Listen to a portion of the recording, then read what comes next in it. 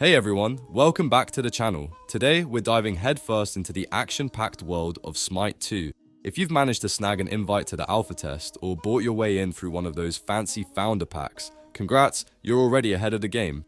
But let's be real, if you're here, you're probably looking to dominate the battlefield from the get-go. And trust me, you don't want to waste any time messing around with gods that are, well, less than stellar. So, what gods are turning heads and racking up wins in the current meta? That's exactly what we're here to talk about. We're going to break down the top gods you need to be playing if you want to climb the ranks and make a name for yourself in SMITE 2. Whether you're a seasoned veteran or a fresh-faced newbie, this tier list is your golden ticket to owning the battlegrounds. Stick around because we've got some spicy picks that are going to help you leave your opponents wondering what just hit them. I'm quickly moving on to the video and I'm ranking gods in SMITE 2. Before we start, if you enjoy these types of tier list videos, don't forget to like the video and subscribe. Enjoy watching. My friends, only 0.1% of viewers subscribe. If you like this type of content, please do not forget to subscribe to the channel. Thank you in advance for your support. The gods in this tier are, in order from top left to bottom right, Athena, Cernunnos, Anubis, and Kukulkan. Alright, let's dive into some of the gods sitting in the C tier for SMITE 2, those unfortunate picks that just aren't quite measuring up right now. I mean, let's be honest, some of these gods have potential, but they're in desperate need of a little dev intervention. Let's talk about Athena, Cernunnos, Anubis, and Kukulkan, each with their own set of challenges that keep them stuck in the less desirable tier. Starting with Athena. Athena, our beloved strategist, but right now, her kit just feels flat.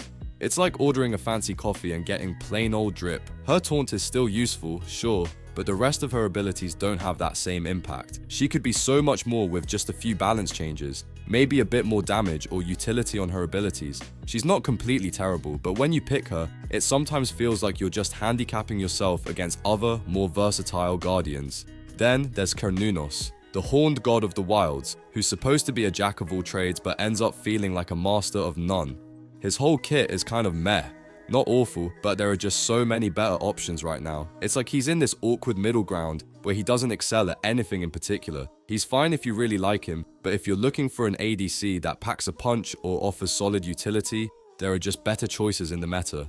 Anubis, the god of the dead seems to be stuck in a bit of a weird spot. His damage can be pretty decent and his abilities can definitely be impactful, but only if you can actually get them off without getting blown up first. Building Anubis is awkward right now, mostly because the game's itemization doesn't really favor his kit. It feels like every time you pick him, you're rolling the dice, hoping the stars align in your favor. Fun when it works, but frustratingly unreliable most of the time. And then we come to Kukulkan. Poor Cuckoo is just struggling right now. His abilities can be fun, and that ultimate can be satisfying to land, but overall, he's in a terrible spot. He's fragile, he lacks mobility, and there are way more gods who can do his job better. Kukulkan could use some serious love from the devs. Maybe a bit more survivability or a tweak to his scaling could do wonders. Right now though, picking him feels like a high-risk, low-reward move, which isn't exactly what you want in the heat of battle. So, there you have it. Athena, Cernunnos, Anubis, and Kukulkan, the gods of the C tier in SMITE 2. Each of them has some potential, no doubt about it, but they're just not quite cutting it in their current state. Here's hoping for some buffs or rework soon, because with a little love, these gods could shine again.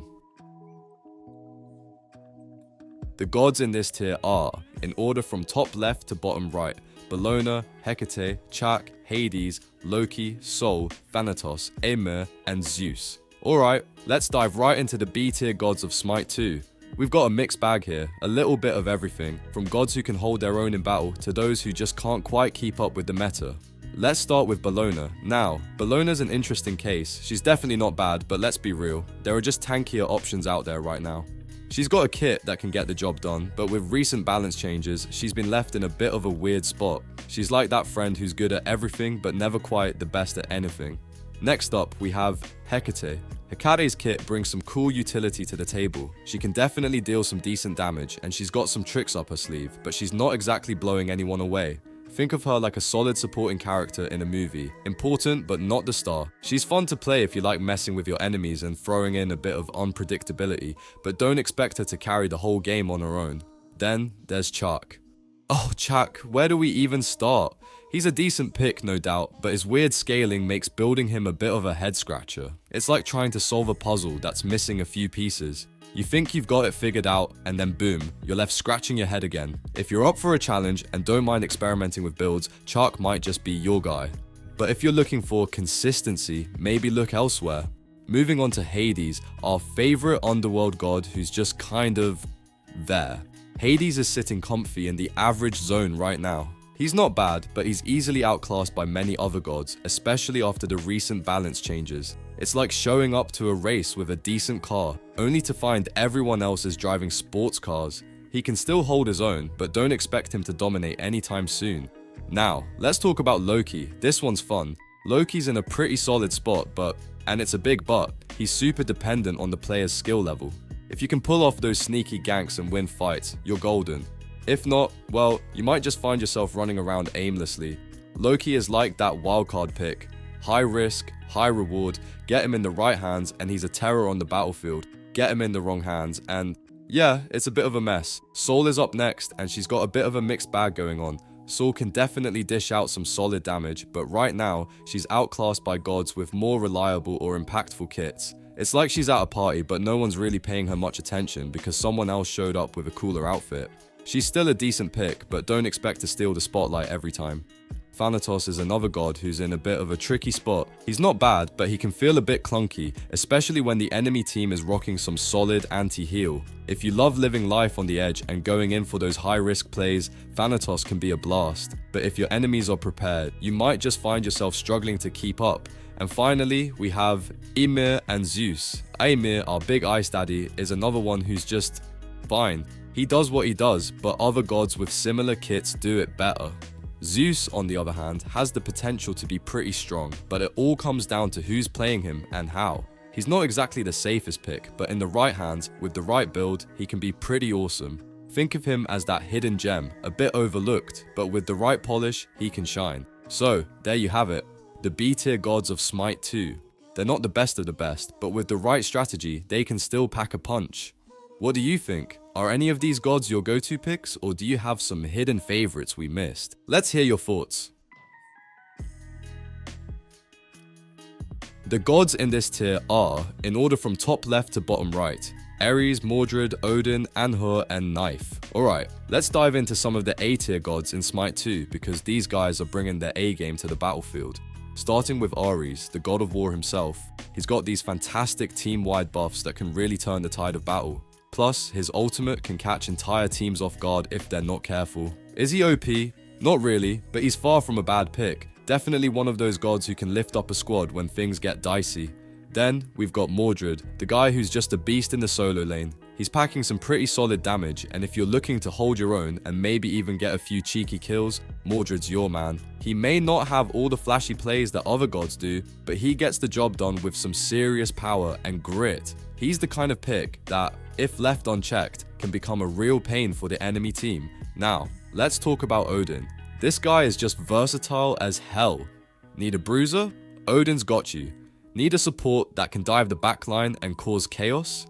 Yeah, Odin can do that too. He's like the Swiss Army knife of SMITE 2 gods, just good at a bit of everything. He might not be the best at any one role, but he's pretty great wherever you slot him, which makes him a super valuable pick in most matches. And we can't forget about Anhur and Neith. Anhur is an absolute monster right now, with his crowd control and heavy hitting abilities. His shifting sands can make it feel like you're stuck in a desert storm while he lines up that perfect impale. Annoying? Oh, absolutely. But that's what makes him such a strong choice. Meanwhile, Naisif has managed to stay in the meta despite some balance changes. Her ultimate is still incredibly impactful, letting you snipe a low health enemy or assist a teammate halfway across the map. Both of these gods bring a lot to the table and are definitely worth considering if you're looking to mix things up in your games. The gods in this tier are, in order from top left to bottom right, Fenrir, Jingwei, Susanoo, Bacchus, and the Morrigan. Alright, let's dive into some of the absolute beasts running around the battlegrounds in SMITE 2 right now. Starting off, we've got Fenrir, the big bad wolf who's out for blood, and he's not here to play nice. Whether he's in the jungle or solo lane, Fenrir's damage is off the charts. I mean, this guy can practically eat you alive at level 1. If you're squishy, you might want to keep a safe distance because he's got no problem with chunking you down like you're yesterday's leftovers. Trust me, when Fenrir is on the enemy team, your best bet is to pray you don't run into him alone.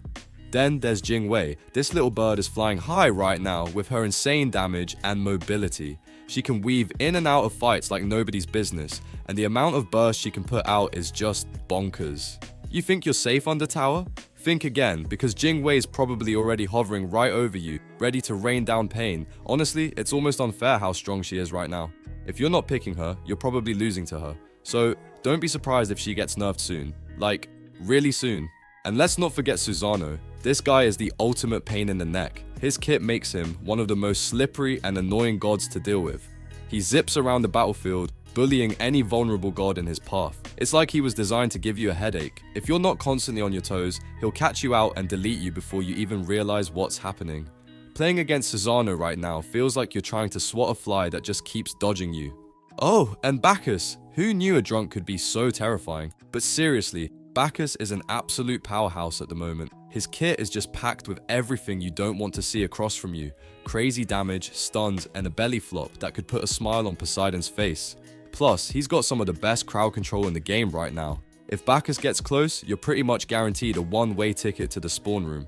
The dude's not messing around and he's definitely bringing the party, just not the kind you want to attend. And last but definitely not least, we have the Morrigan, the Shapeshifter Supreme. She's got a solid kit on her own, but the real kicker is her ultimate. She can transform into any other god on the field, relics and all. That's right, she can just become your team's carry or their top tank, whatever fits the situation. It's like a get out of jail free card but in the most OP way possible. You never quite know what to expect from the Morrigan, and that unpredictability makes her one of the scariest gods in the game right now. So, there you have it folks, 5 gods you absolutely do not want to see on the enemy team. If you got any of these bad boys in your match, brace yourself, it's gonna be a wild ride. The video ends here. See you in another video. Don't forget to subscribe.